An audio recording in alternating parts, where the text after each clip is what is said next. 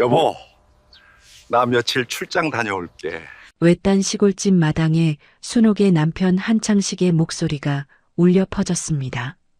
그는 한 손으로 다른 여자를 꽉 끌어안은 채 다른 손으로는 서류 봉투를 흔들며 승리의 참 표정을 지었습니다. 아내 이순옥의 코앞에서 벌어지는 일이었지만 한창식과 윤미라는 전혀 개의치 않았습니다. 두 사람은 말없이 눈을 마주치며 승리의 미소를 교환했습니다. 순옥은 그저 멍하니 서 있을 뿐이었습니다. 눈이 보이지 않는 여자, 아무것도 모르는 여자처럼요. 한창식과 윤미라는 차에 올랐습니다. 그들이 탄 차는 먼지를 일으키며 마당을 빠져나갔습니다.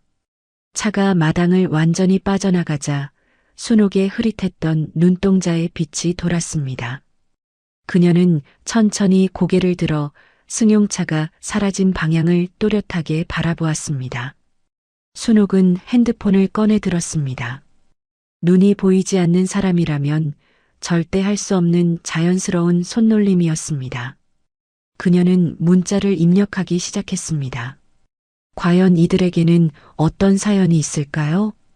잠깐 사연 시작하기 전에 구독과 좋아요 눌러주시면 그곳에 계신 여러분께 따뜻한 응원과 행운을 전하겠습니다. 자, 그럼 사연 시작하겠습니다. 한 달 전의 일이었습니다. 거실 소파에는 이순옥이 앉아 있었습니다. 그녀의 눈은 초점 없이 허공을 바라보고 있었고 손은 무릎 위에 가지런히 놓여 있었습니다. 바로 그 역 같은 소파 위에서 한창식과 윤미란이 몸을 밀착시키고 있었습니다. 한창식의 손이 윤미란의 허리를 감싸 안았고 윤미란은 그의 어깨에 얼굴을 파묻었습니다. 두 사람은 소리 없이 입술을 맞췄습니다. 순옥의 바로 옆에서 소리조차 내지 않으며 조용히 애정 행각을 벌이고 있었습니다. 하지만 누군가의 거친 숨소리가 새어나왔습니다. 순옥의 손가락이 미세하게 떨렸습니다. 그녀는 고개를 옆으로 돌렸지만 시선은 엉뚱한 곳을 향했습니다. 여보, 뭐 하길래 숨이 이렇게 거칠어요? 순옥의 목소리가 거실에 울려 퍼졌습니다. 한창식과 윤미란이 재빨리 몸을 떼어냈습니다. 윤미란은 소파 반대편으로 살짝 비켜 앉았고 한창식은 숨을 고르며 대답했습니다. 아, 그게 방금 밖에서 들어와서 그래. 한창식의 대답은 잠시 머뭇거렸습니다. 거실에는 묘한 침묵이 흘렀습니다. 옷깃이 스치는 소리, 누군가 자리를 고쳐 앉는 소리가 작게 들렸습니다. 거기 누가 더 있어요? 순옥이 다시 물었습니다. 그녀의 목소리에는 불안함이 배어 있었습니다. TV 소리야. 드라마 보고 있잖아. 한창식의 목소리는 태연했습니다. 그는 윤미란을 힐끗 쳐다보며 입꼬리를 올렸습니다. 윤미란도 소리 없이 웃으며 고개를 끄덕였습니다. 순옥의 귓가에는 계속해서 이상한 소리들이 들려왔습니다. 옷깃이 스치는 소리, 누군가의 낮은 웃음소리, 그리고 무언가 움직이는 기척. 목이 바짝 말랐습니다. 순옥은 침을 삼키며 입술을 적셨습니다. 목이 말라요.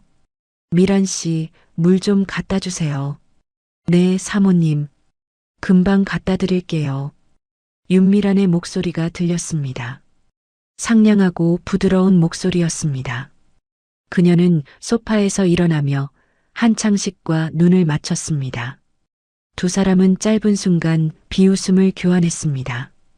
윤미란은 부엌으로 향했습니다. 물을 따르는 소리가 들렸고 잠시 후 그녀가 거실로 돌아왔습니다. 사모님, 여기 물이에요. 조심히 드세요. 윤미란이 순옥의 손을 잡아 물잔을 쥐어주었습니다. 순옥의 손이 떨리며 물잔을 더듬었고 윤미란은 친절하게 그녀의 손을 감싸쥐었습니다. 천사 같은 미소를 지으며요. 고마워요, 미란 씨. 순옥은 천천히 물을 마셨습니다.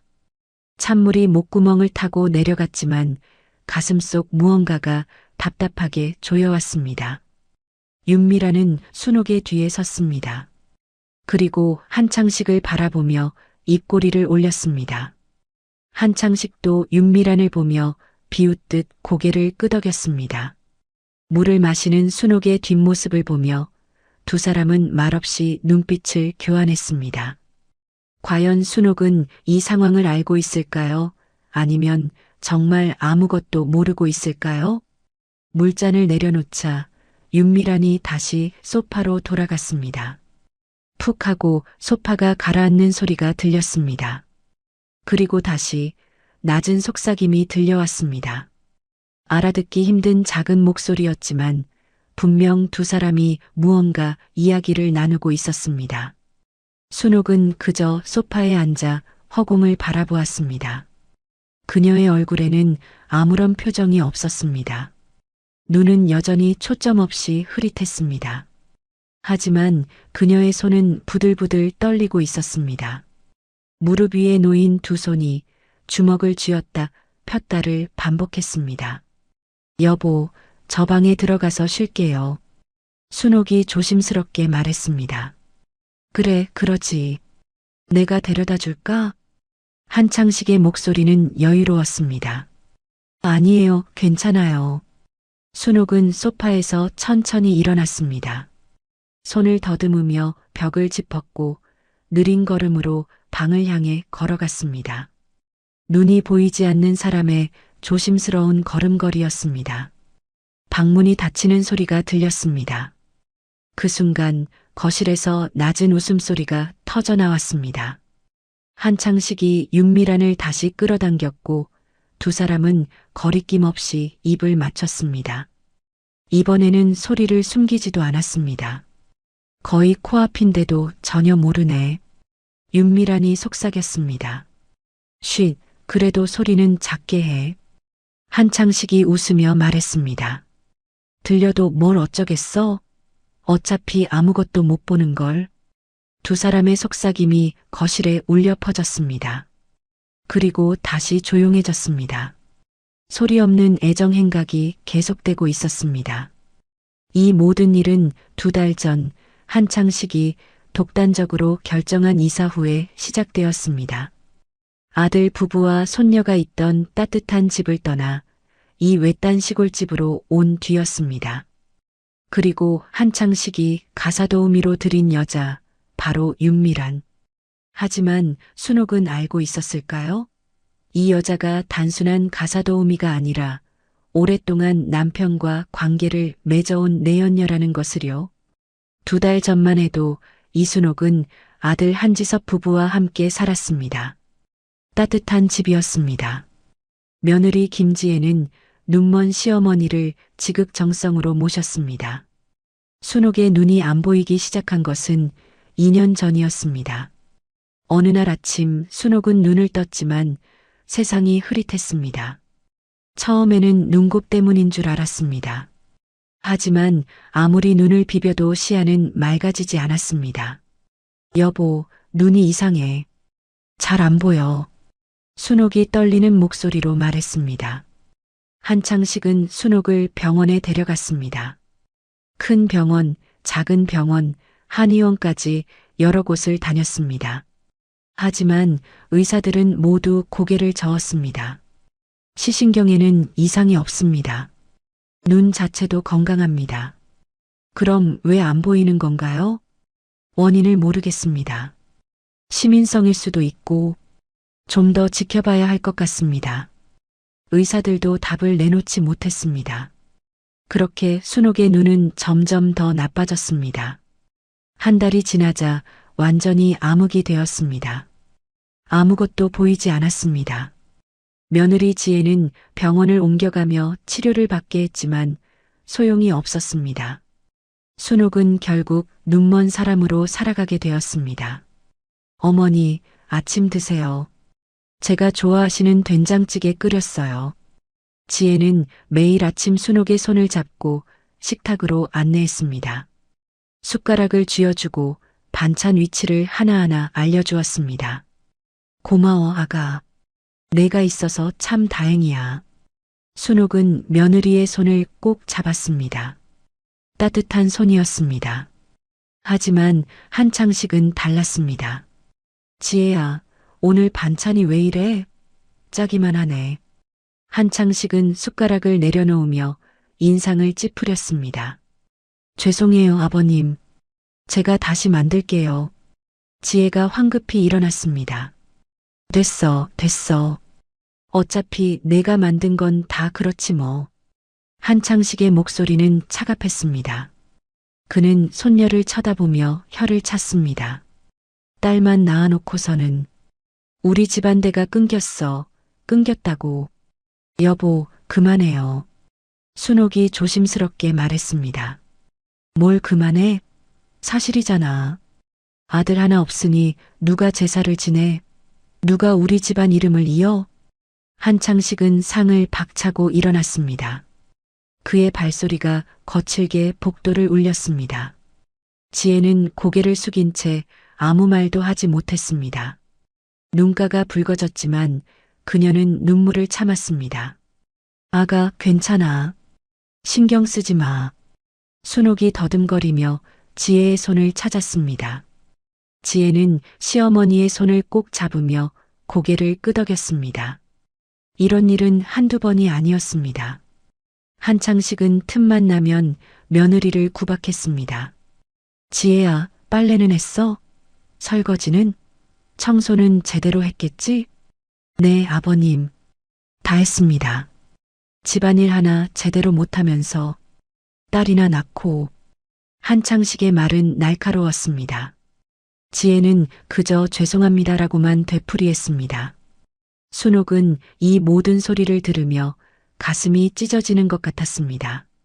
하지만 그녀는 눈이 보이지 않았고 할 수 있는 것이 없었습니다. 여보, 지혜가 얼마나 잘하는데 그래요. 우리 잘 모시고 있잖아요. 당신은 가만히 있어. 눈도 안 보이는 주제에 뭘 알아? 한창식의 말은 아내에게도 매몰찼습니다. 그러던 어느 날이었습니다. 한창식이 거실에서 가족들을 불러 모았습니다. 다들 들어. 내가 결정한 게 있어. 한창식의 목소리는 단호했습니다. 우리 이사 갈 거야. 나하고 어머니만. 네. 아버지, 갑자기 왜요? 한지섭이 놀라서 물었습니다. 더 이상 너희한테 폐를 끼칠 수 없어. 어머니 모시는 것도 힘들 텐데. 한창식의 말은 그럴듯했습니다. 하지만 그의 눈빛은 차가웠습니다. 아버님, 무슨 말씀이세요? 저희가 모시는 게 당연한데요. 지혜가 황급히 말했습니다. 됐어. 이미 집도 구했어. 시골에 조용한데 말이야. 한창식은 이미 모든 것을 결정해 놓았습니다. 여보, 나는 여기가 좋은데. 순옥이 조심스럽게 말했습니다. 당신은 가만히 있어. 내가 알아서 할 테니까. 한창식은 아내의 말을 자르며 일어났습니다. 한 주일 후 한창식과 순옥은 외딴 시골집으로 이사했습니다. 인적이 드문 곳이었습니다. 가장 가까운 이웃집도 한참을 걸어가야 했습니다. 지혜와 한지석, 그리고 손녀는 눈물을 흘리며 순옥을 배웅했습니다. 어머니, 자주 올게요. 전화도 자주 드릴게요. 지혜가 순옥의 손을 꼭 잡았습니다. 그래, 아가. 고마웠어. 너무 걱정하지 마. 순옥의 목소리도 떨렸습니다. 그렇게 순옥은 아들 부부와 헤어졌습니다. 외딴 시골집에서 남편과 단둘이 살게 되었습니다. 그리고 일주일 후 한창식이 한 여자를 데려왔습니다. 여보, 가사도우미를 구했어. 당신 혼자 살림하기 힘들잖아. 한창식의 목소리는 다정했습니다. 안녕하세요, 사모님. 윤미란이라고 해요. 잘 부탁드려요. 여자의 목소리는 상냥했습니다. 하지만 어딘가 낯설지 않았습니다. 아, 네.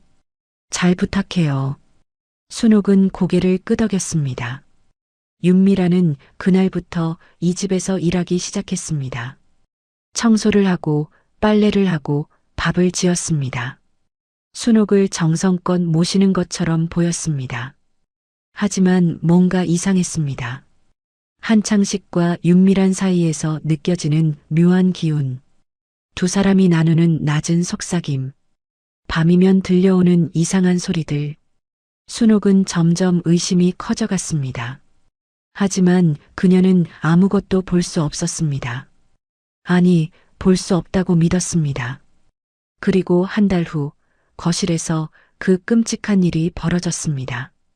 순옥의 바로 옆에서 한창식과 윤미란이 애정 행각을 벌이는 그 파렴치한 순간이요. 과연 순옥은 이 모든 것을 알고 있었을까요?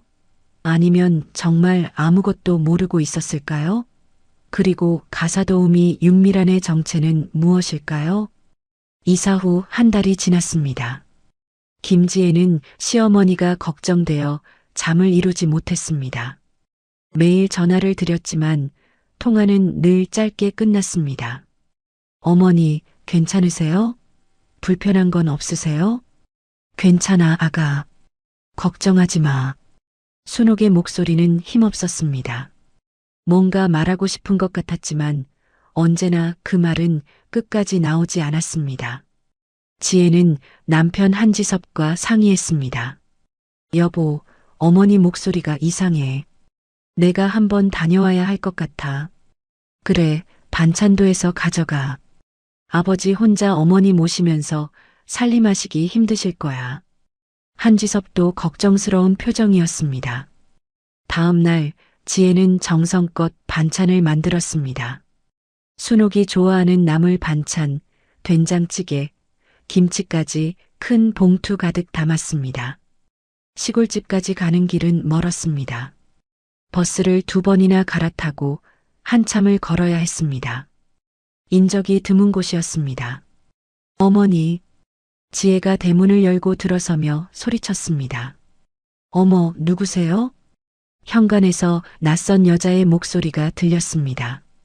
지혜는 깜짝 놀라 걸음을 멈췄습니다. 앞치마를 두른 여자가 나왔습니다. 40대 후반쯤 되어 보이는 여자였습니다. 그녀는 환한 미소를 지으며 지혜를 맞았습니다. 저 실례지만 누구세요? 지혜가 조심스럽게 물었습니다. 아, 죄송해요. 저는 윤미란이라고 해요. 사모님을 돌봐드리는 가사도우미예요. 윤미란이 공손하게 대답했습니다. 가사도우미요? 지혜는 놀랐습니다. 시아버지가 가사도우미를 드린다는 말을 들은 적이 없었습니다. 네, 한 보름쯤 전에 들어왔어요. 며느님이신가 봐요? 아, 네. 그렇습니다. 지혜는 여전히 어리둥절했습니다. 어서 들어오세요. 사모님이 얼마나 기다리셨는지 몰라요. 윤미라는 친절하게 지혜를 안으로 안내했습니다. 거실에는 한창식이 앉아 있었습니다. 아버님, 안녕하세요.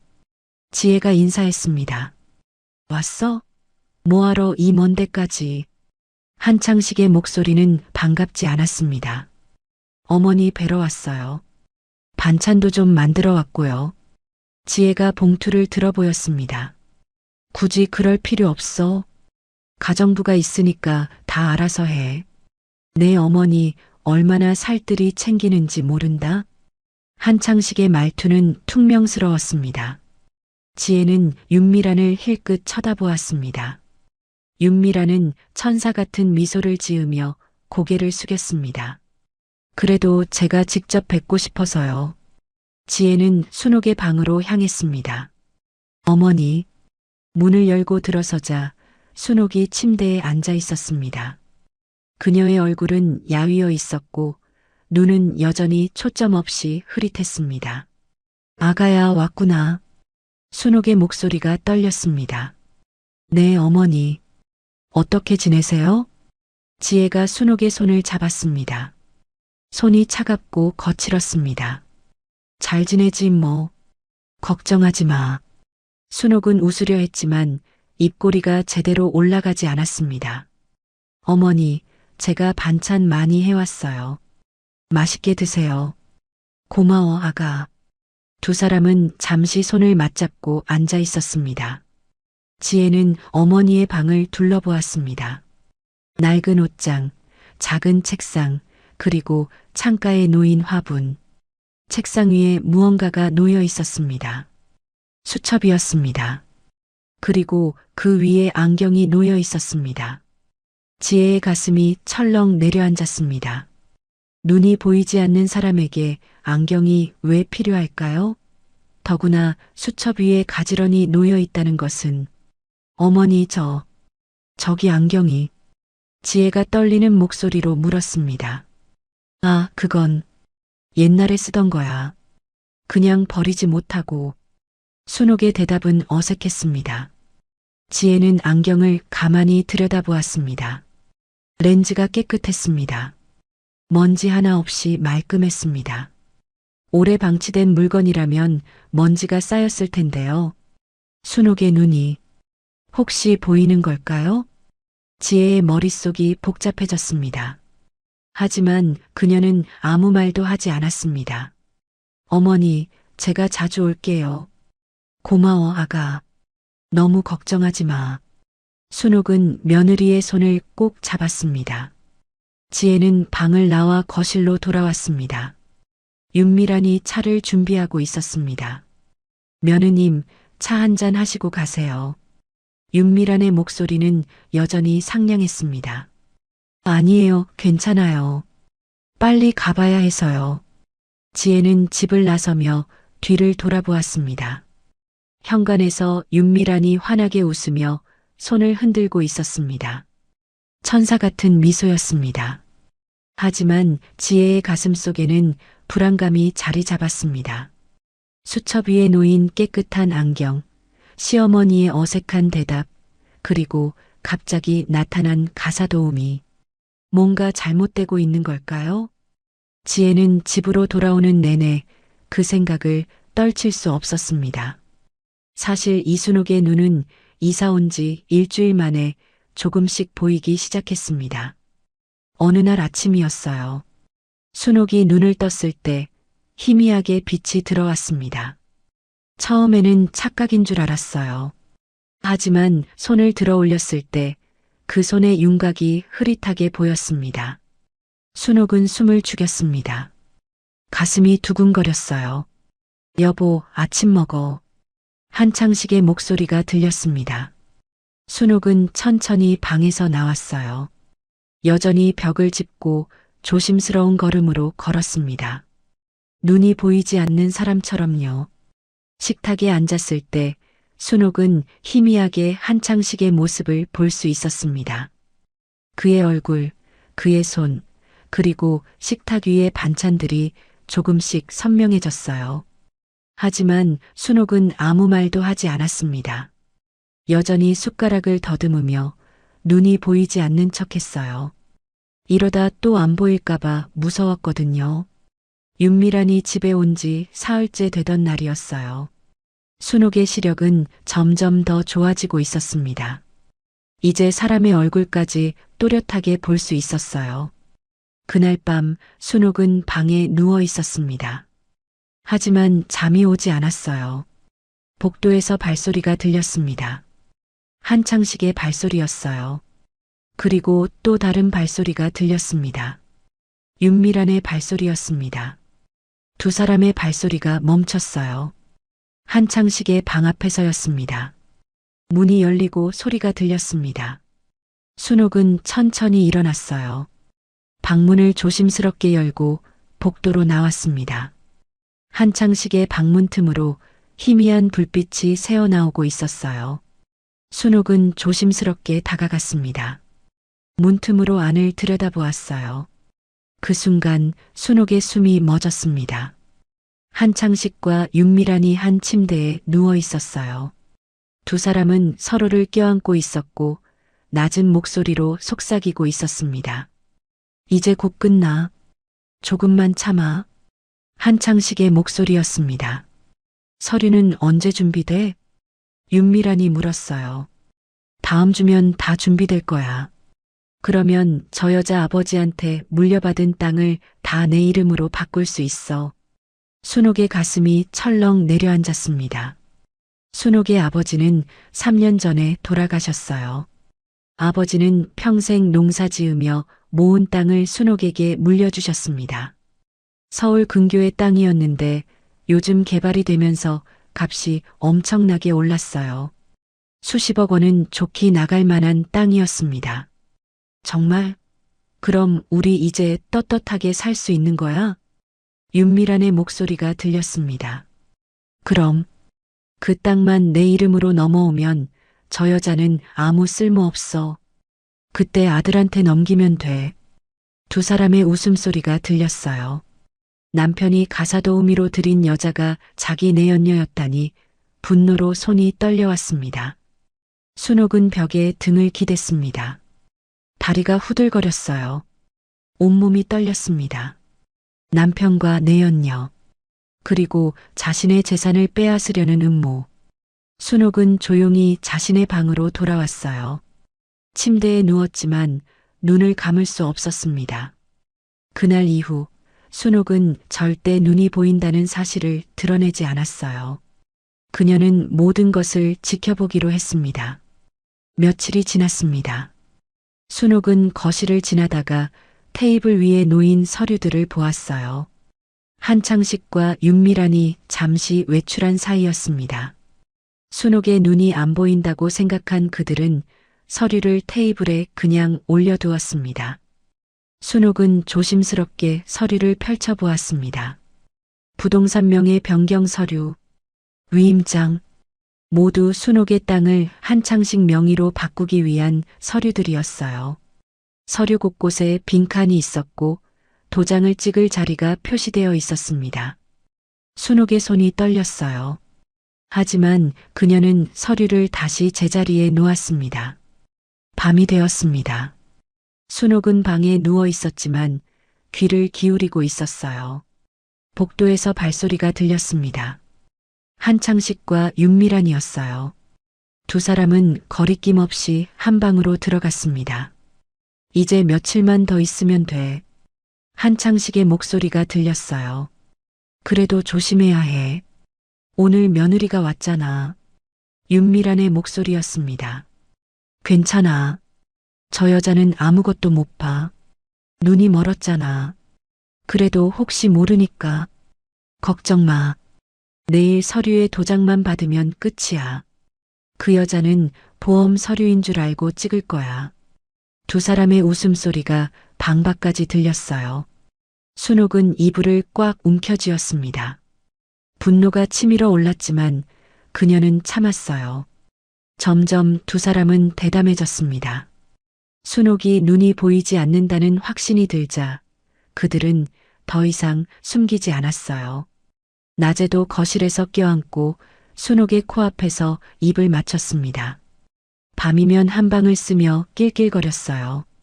순옥을 속이는 것 자체가 그들에게는 스릴이었습니다. 눈먼 아내를 바보로 만드는 것이 즐거웠어요. 하지만 그들은 몰랐습니다. 순옥이 모든 것을 보고 있다는 것을, 그녀가 조용히 복수를 준비하고 있다는 것을요. 과연 순옥은 이 위기를 어떻게 벗어날 수 있을까요? 그리고 한창식과 윤미란의 계획은 성공할 수 있을까요? 순옥은 어둠 속에서 눈을 떴어요. 또렷한 눈빛이었습니다. 그녀의 눈동자에는 차가운 결심이 서려 있었어요.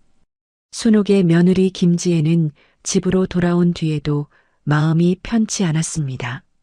수첩 위에 놓인 깨끗한 안경. 그 이미지가 머릿속을 떠나지 않았어요. 여보, 어머니 눈이 혹시 보이는 거 아닐까? 지혜가 남편 한지섭에게 조심스럽게 물었습니다. 무슨 소리야? 병원에서도 원인을 모른다고 했잖아. 그래도 이상해. 수첩 위에 안경이 놓여 있었어.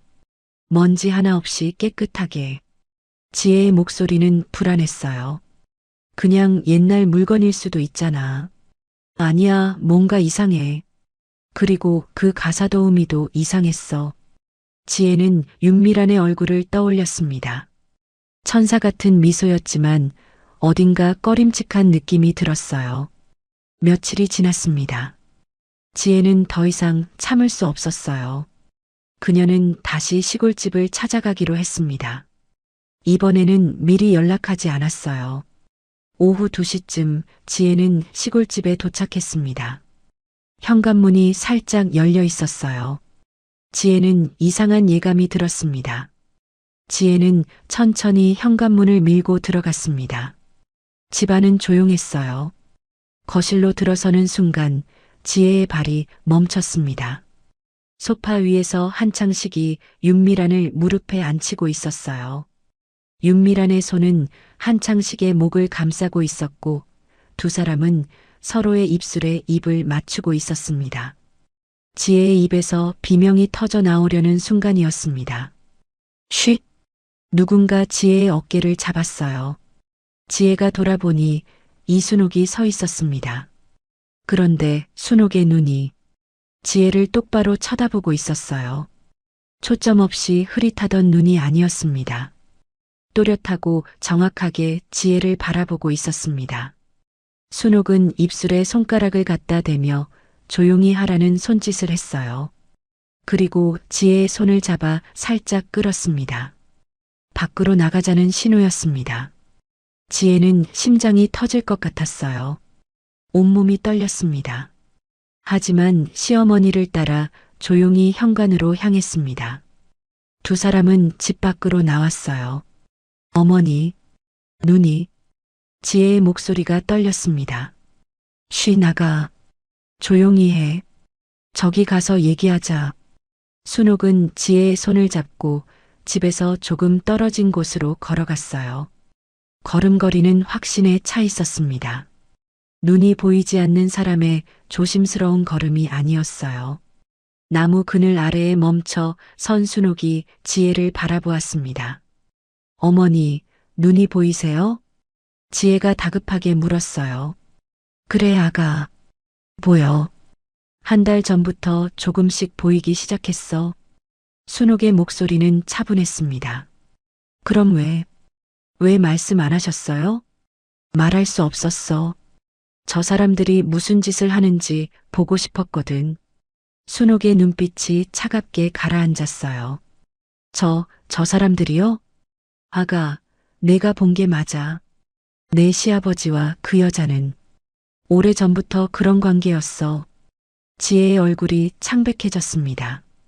어머니, 그럼 그동안, 내 코앞에서 그런 짓을 했어. 나를 바보로 만들면서 즐겼지. 그리고 지금은 내 땅을 빼앗으려고 해. 순옥의 목소리에 분노가 배어 있었어요. 땅이요? 내 할아버지가 나한테 물려주신 땅. 서울 근교에 있는 큰 땅이야. 요즘 개발되면서 수십억은 좋게 나간대. 저 사람들이 그 땅을 노리고 있어. 지혜는 숨이 막혔어요. 손이 부들부들 떨렸습니다. 어떻게 그럴 수가. 아가, 진정해. 이제 우리가 저 사람들을 응징해야 해. 순옥이 지혜의 손을 꼭 잡았습니다. 어머니, 제가 도와드릴게요. 뭐든지 할게요. 지혜의 눈에 눈물이 고였어요. 고마워, 아가. 내가 있어서 정말 다행이야. 순옥은 며느리를 꼭 안아주었습니다. 과연 순옥과 지혜는 어떻게 한창식과 윤미란을 응징할 수 있을까요? 아가, 일단 오늘은 아무 일 없었던 것처럼 집에 가. 그리고 내가 전화할 때까지 기다려. 네, 어머니. 알겠어요. 지혜는 눈물을 닦으며 고개를 끄덕였어요. 그리고 지섭한테는 아직 말하지 마. 나중에 내가 직접 얘기할게. 네, 어머니. 지혜는 방문한 적 없는 사람처럼 조용히 돌아갔어요. 손옥은 집으로 향했습니다. 다시 눈이 보이지 않는 사람처럼 조심스럽게 걸었습니다. 사모님 어디 계셨어요? 그때 윤미란이 현관으로 나왔어요. 여전히 천사 같은 미소를 짓고 있었습니다. 산책 좀 다녀왔어. 날씨가 좋더라고. 순옥의 연기는 완벽했어요. 아이고, 사모님. 위험하시잖아요. 제가 모시고 다녀야죠. 윤미란의 목소리는 걱정으로 가득했습니다. 하지만 지혜는 알 수 있었어요. 그 목소리가 얼마나 가짜인지를요. 한편 다시 집으로 돌아가고 있는 지혜는 충격이 한꺼번에 밀려왔습니다. 하지만 지혜는 이를 악물었어요. 이제 그녀는 시어머니를 도와 저 파렴치한 사람들을 응징해야 했습니다. 집으로 돌아오는 길, 지혜의 마음속에는 오직 한 가지 생각뿐이었어요. 어머니를 꼭 도와드려야 한다는 결심이었습니다. 그날 밤 지혜는 잠을 이룰 수 없었습니다. 거실 소파에서 본 그 충격적인 광경이 계속 눈앞에 아른거렸어요. 시아버지와 윤미란의 파렴치한 모습, 그리고 시어머니의 또렷한 눈빛. 남편 한지섭은 이미 잠들어 있었어요. 지혜는 이불을 뒤척이다가 거실로 나왔습니다. 밤 10시 핸드폰이 울렸어요. 발신자는 시어머니였습니다. 어머니, 지혜가 다급하게 전화를 받았어요. 아가, 나야. 지금 통화 괜찮아? 순옥의 목소리는 낮고 조심스러웠습니다. 네, 어머니. 남편은 자고 있어요. 잘 됐다. 아가, 들어봐. 지금부터 내가 하는 얘기 잘 들어. 순옥의 목소리에 긴장감이 흘렀어요. 네, 어머니. 말씀하세요. 지혜는 숨을 죽이고 귀를 기울였습니다. 내 눈이 보인다는 걸 내만 알고 있어. 저 사람들한테 절대 들키면 안 돼. 네, 알고 있어요. 그리고 저 사람들이 내일 모레쯤 서류에 도장을 찍으라고 할 거야. 보험 서류라고 속일 거고. 그럼 어떻게 하세요? 일단 도장을 찍을 거야. 하지만 그 전에 내가 도와줘야 할 게 있어. 순옥의 목소리가 더 낮아졌어요. 뭐든지 말씀하세요, 어머니. 증거가 필요해. 저 사람들이 나를 속이고 내 재산을 빼앗으려는 증거 말이야. 지혜의 심장이 빠르게 뛰었습니다. 어떻게 증거를 모으죠? 아가, 카메라를 좀 구할 수 있을까? 초소형 카메라. 저 사람들 몰래 집안에 설치해야 돼. 순옥의 계획은 치밀했어요. 카메라요? 네, 구할 수 있어요. 내일 당장 사러 갈게요. 고마워, 아가. 그럼 내일 밤에 설치하자. 저 사람들이 외출할 거야. 동네 회관에서 모임이 있거든. 그때 설치하면 될 것 같아. 알겠어요, 어머니. 몇 시쯤 가면 돼요? 8시쯤 와. 조용히 오고. 저 사람들은 7시에 나갈 거야. 지혜는 핸드폰에 메모를 했어요. 어머니, 정말 괜찮으시겠어요? 지혜의 목소리가 떨렸습니다. 괜찮아, 아가. 이제 참는 건 지겹거든. 저 사람들한테 제대로 본때를 보여줘야지. 순옥의 목소리에는 단호함이 묻어났어요. 알겠어요, 어머니. 제가 꼭 도와드릴게요. 고마워, 아가. 그럼 내일 밤에 보자. 네, 어머니. 조심하세요. 전화가 끊어졌습니다. 지혜는 핸드폰을 꼭 쥔 채 한참을 앉아 있었어요. 손이 떨렸습니다. 하지만 그녀는 결심했습니다. 시어머니를 꼭 도와드리겠다고요. 다음 날 아침 지혜는 남편 한지섭을 깨웠습니다. 여보, 일어나. 중요한 얘기가 있어. 무슨 일이야? 한지섭이 눈을 비비며 일어났어요. 지혜는 어젯밤 시어머니와의 통화 내용을 모두 털어놓았습니다. 뭐라고? 아버지가? 한지섭은 믿을 수 없다는 표정이었어요. 응, 내가 직접 봤어. 그리고 어머니 눈도 보이셔. 어머니 눈이 보인다고? 한지섭의 목소리가 커졌습니다. 쉿, 목소리 낮춰. 응, 한 달 전부터 보이기 시작하셨대. 그런데 아버지한테 들키면 안 돼서 숨기고 계셨어. 한지섭은 소파에 주저앉았습니다. 얼굴이 하얗게 질렸어요. 아버지가. 어떻게? 여보, 지금 충격받을 시간 없어. 오늘 밤 어머니를 도와드려야 해. 카메라도 사러 가야 하고. 지혜가 남편의 손을 잡았습니다. 그래, 그래야지. 어머니를 도와드려야지. 한지섭은 고개를 끄덕였어요. 오후 두 사람은 전자상가로 향했습니다. 한지섭은 초소형 카메라 5개를 샀어요. 손톱만 한 크기였습니다. 이 정도면 절대 눈에 안 띌 거야. 한지섭이 카메라를 살펴보며 말했습니다. 저녁 7시 반, 지혜와 한지섭은 시골집 근처에 도착했어요. 차를 멀리 세워두고 조심스럽게 집으로 다가갔습니다. 현관문이 살짝 열려 있었어요. 순옥이 기다리고 있었습니다.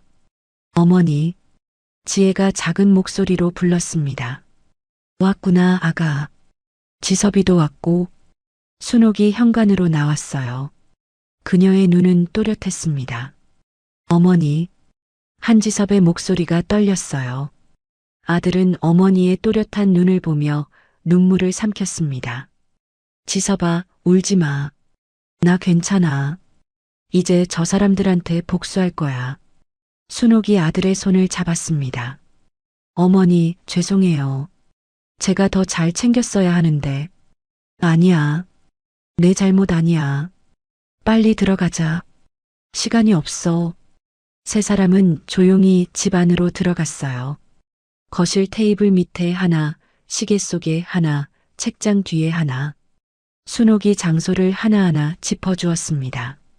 한지섭과 지혜는 조심스럽게 카메라를 설치했어요. 침실에도 하나 설치해야 해. 저 사람들이 한 방을 쓰니까. 순옥의 목소리는 차가웠습니다. 한지섭은 아버지의 방에 들어가 옷장 틈에 카메라를 숨겼어요. 손이 떨렸지만 그는 이를 악물고 설치를 마쳤습니다. 다 됐어요, 어머니. 고마워, 애들아. 이제 빨리 나가. 저 사람들 곧 돌아올 거야. 순옥이 재촉했어요. 어머니, 정말 괜찮으시겠어요? 지혜가 걱정스럽게 물었습니다. 괜찮아. 걱정하지 마. 이제 곧 끝날 거야. 순옥은 며느리와 아들을 꼭 안아주었어요. 두 사람은 집을 빠져나갔습니다. 차에 오르자마자 멀리서 불빛이 보였어요. 한창식과 윤미란이 돌아오고 있었습니다. 빨리 출발해. 지혜가 다급하게 말했어요. 한지섭은 차를 출발시켰습니다.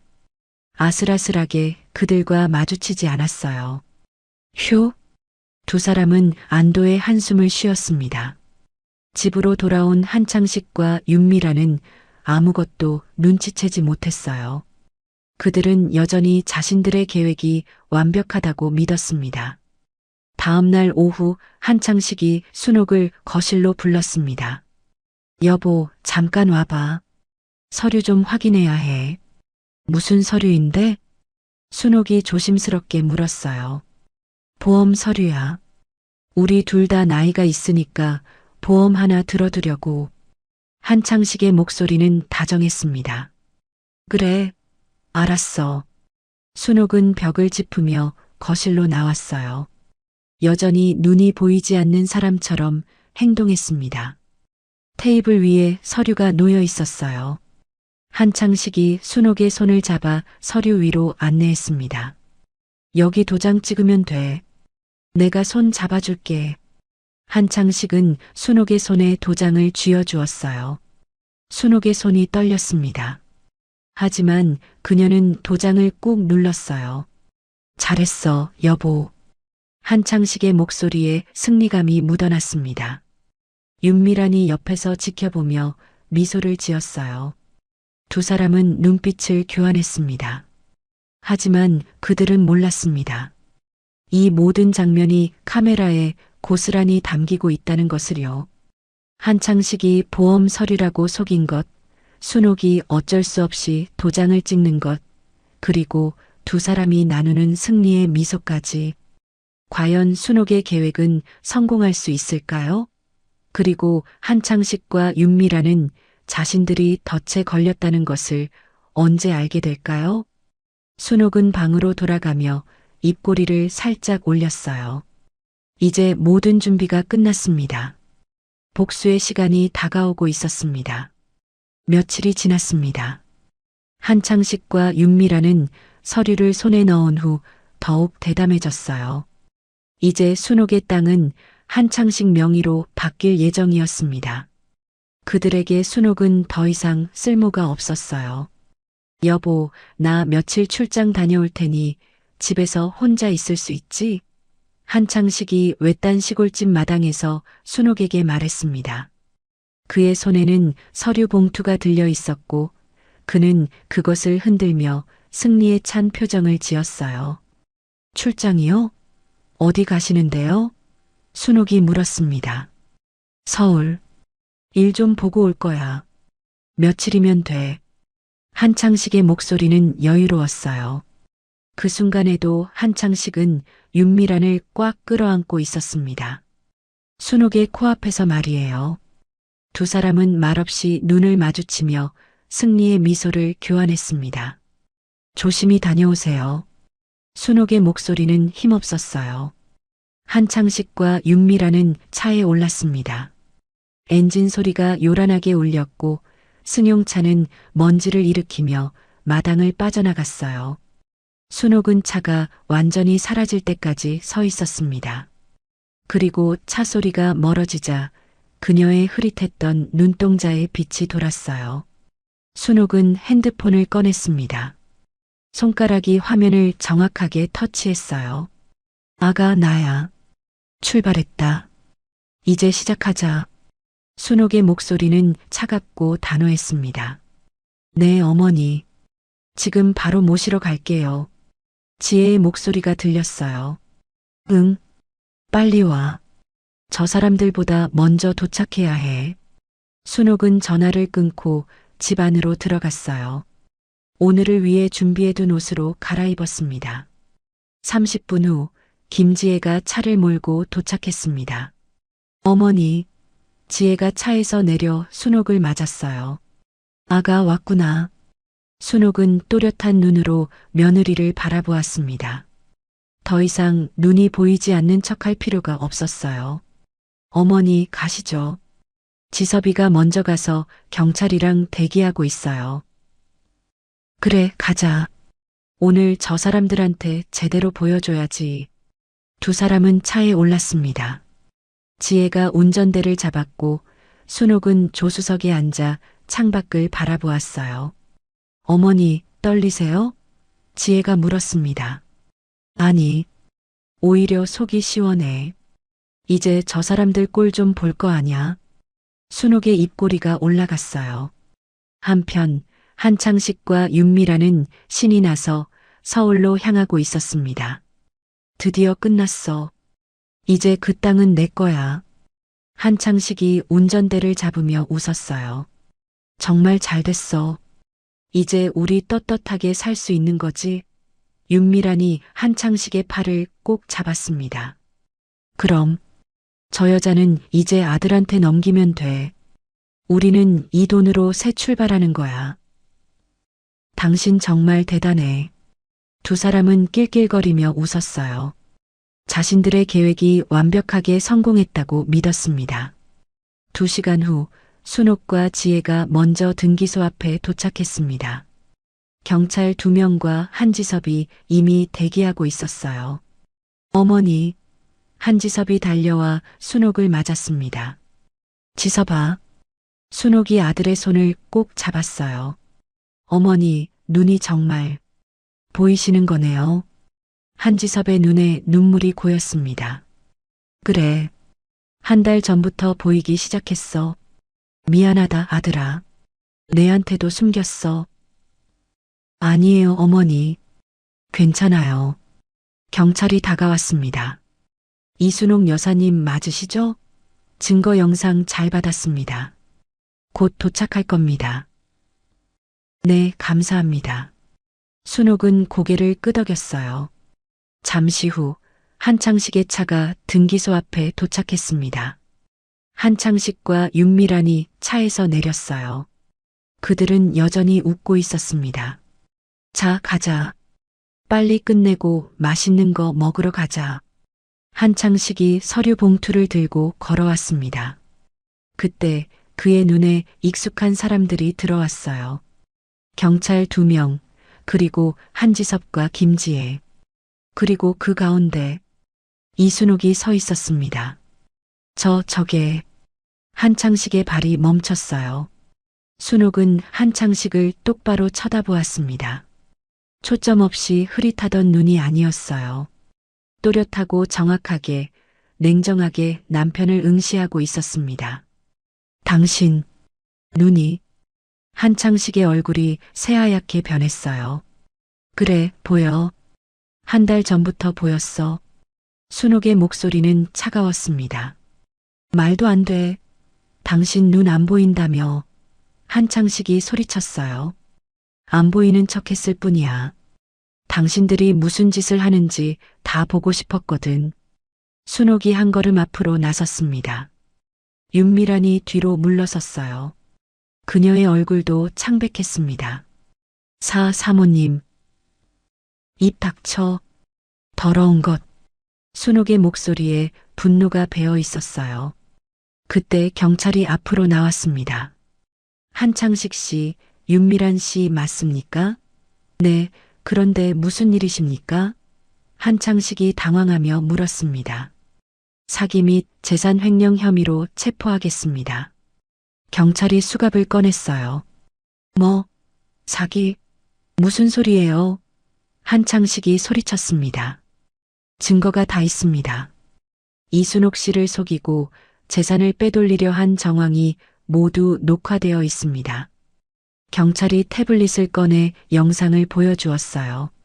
화면에는 한창식과 윤미란이 침실에서 나누던 대화가 고스란히 담겨 있었습니다.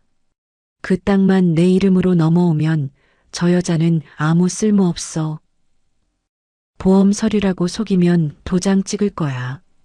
거실에서 순옥 옆에서 애정 행각을 벌이던 장면도 나왔어요. 한창식과 윤미란의 얼굴이 새하얗게 변했습니다. 이게 어떻게... 카메라를 설치했어. 당신들이 외출한 사이에 말이야. 순옥이 차갑게 말했어요. 그리고 이 서류도 문제가 있습니다. 경찰이 한창식이 들고 있던 서류 봉투를 가져갔어요. 봉투를 열어보니 안에는 한창식이 준비한 서류가 아니었습니다. 전혀 다른 서류가 들어 있었어요. 이건 내가 준비한 서류가 아니야. 한창식이 소리쳤습니다. 서류는 이미 바꿔치기 되었습니다. 이순옥 씨가 도장을 찍은 진짜 서류는 따로 보관되어 있고 당신이 가진 건 아무 효력이 없는 가짜 서류입니다. 어떻게 이럴 수가. 한창식이 주저앉았어요. 순옥이 그 앞에 섰습니다. 그리고 차갑게 내려다보았어요. 당신 내 코앞에서 그 여자랑 그런 짓 할 때 참 재미있었지? 눈먼 아내 바보로 만드는 게 즐거웠어? 순옥의 목소리는 얼음장처럼 차가웠습니다. 여보. 이제 입 좀 열어보지? 응? 당신들이 나한테 한 짓, 이제 대가를 치를 시간이야. 순옥의 눈빛이 차갑게 빛났어요. 경찰이 한창식과 윤미란에게 수갑을 채웠습니다. 안 돼. 나 줘요. 나 억울해요. 윤미란이 발버둥 쳤지만 소용없었어요. 한창식 씨, 윤미란 씨, 당신들은 체포되었습니다. 묵비권을 행사할 수 있으며 경찰의 목소리가 차갑게 울려 퍼졌습니다. 한창식과 윤미란은 경찰차에 실렸어요. 그들이 꿈꾸던 행복한 미래는 산산조각 났습니다. 순옥은 그 모습을 끝까지 지켜보았어요. 눈 하나 깜빡이지 않고 차가운 눈빛으로 말입니다. 경찰차가 떠나자 순옥의 다리에 힘이 풀렸습니다. 한지섭과 지혜가 재빨리 어머니를 부축했어요. 어머니, 괜찮아. 이제 다 끝났어. 순옥의 눈에서 눈물이 흘러내렸습니다. 분노의 눈물인지 안도의 눈물인지 알 수 없었어요. 어머니, 우리 집으로 가요. 이제 저희랑 같이 사세요. 지혜가 순옥의 손을 꼭 잡았습니다. 그래, 아가. 고마워. 순옥은 며느리와 아들을 번갈아 바라보았어요. 따뜻한 미소가 그녀의 얼굴에 번졌습니다. 욕심에 눈먼 남편과 내연녀를 응징한 순옥. 그녀의 지혜로운 복수는 마침내 성공했습니다. 챕터 8 결말 되찾은 행복. 한 달이 지났습니다. 한창식과 윤미라는 재판을 받았어요. 증거 영상과 서류, 그리고 순옥의 증언은 명백했습니다. 두 사람은 사기 및 재산 횡령 미수 혐의로 유죄 판결을 받았어요. 한창식은 징역 3년, 윤미라는 징역 2년이었습니다.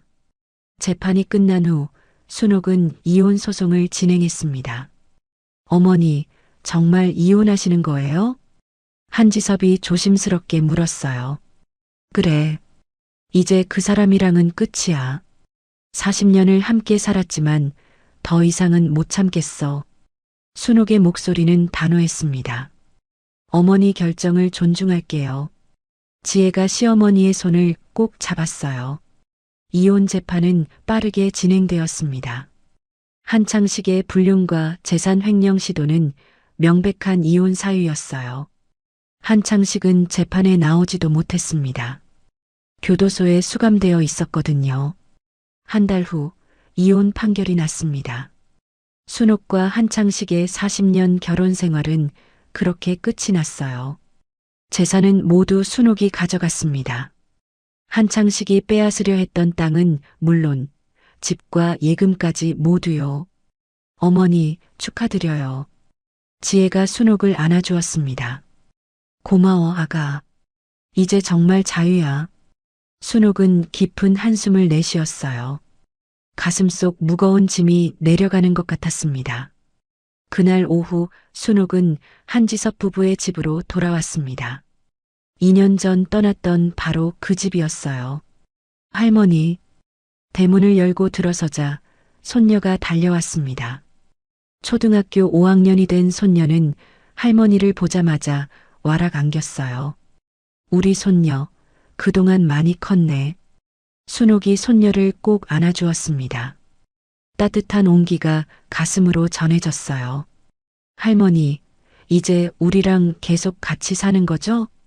손녀가 초롱초롱한 눈으로 물었습니다. 그럼, 할머니 이제 안 떠나. 와, 좋아요. 손녀가 깡충깡충 뛰었어요. 저녁 식사 시간이었습니다. 지혜가 정성껏 차린 밥상이 식탁 위에 놓였어요. 어머니, 어머니가 좋아하시는 나물 반찬이에요. 많이 드세요. 고마워, 아가. 순옥은 숟가락을 들었습니다. 따뜻한 밥, 구수한 된장찌개, 정성스럽게 무친 나물들. 입 안 가득 따뜻함이 퍼졌어요. 맛있다. 역시 우리 며느리 손맛이 최고야. 에이, 어머니. 지혜가 수줍게 웃었습니다. 식사를 마친 후 네 식구는 거실에 모여 앉았어요. TV를 보며 도란도란 이야기를 나눴습니다. 평범하지만 따뜻한 시간이었어요. 어머니, 눈은 이제 완전히 좋아지신 거예요? 한지섭이 물었습니다. 응, 이제 다 보여. 신기하지? 병원에서도 원인을 모른다더니 어느 날 갑자기 보이기 시작했어. 정말 다행이에요, 어머니. 그러게. 어쩌면 하늘이 나한테 기회를 준 건지도 몰라. 저 사람들 응징하라고 말이야. 순옥은 창밖을 바라보았어요. 밝은 햇살이 집 안으로 쏟아져 들어왔습니다. 2년 동안 그녀를 괴롭혔던 어둠은 이제 사라졌어요. 눈의 어둠도 마음의 어둠도 모두 말입니다. 어머니, 내일 같이 산책 가요. 날씨도 좋고. 지혜가 말했어요. 그래, 좋지. 우리 손녀도 같이 가자. 네, 좋아요, 할머니. 손녀가 신나게 대답했습니다. 순옥은 가족들을 바라보았어요. 아들, 며느리, 손녀. 이들이 바로 자신의 진짜 가족이었습니다. 욕심에 눈먼 남편은 떠났지만 순옥에게는 이렇게 따뜻한 가족이 남아 있었어요. 밤이 되었습니다. 순옥은 자신의 방에 누웠어요. 깨끗하게 정돈된 방, 포근한 이불, 그리고 창밖으로 보이는 별들. 이제 시작이야. 순옥은 혼잣말을 했습니다. 40년의 결혼 생활은 끝났지만 그녀의 인생은 끝나지 않았어요. 오히려 이제 새로운 시작이었습니다. 자유로운 시작이었어요. 순옥은 눈을 감았습니다. 편안한 미소가 그녀의 얼굴에 머물렀어요. 더 이상 누군가를 속이지 않아도 되고, 더 이상 어둠 속에 숨지 않아도 되는 살. 순옥은 마침내 진정한 행복을 되찾았습니다. 그리고 이 따뜻한 가족과 함께 그녀는 앞으로도 행복하게 살아갈 것입니다. 긴 사연 끝까지 들어주셔서 정말 감사합니다. 욕심에 눈먼 사람들은 결국 대가를 꼭 치렀으면 좋겠네요. 구독과 좋아요는 저에게 큰 힘이 됩니다. 감사합니다.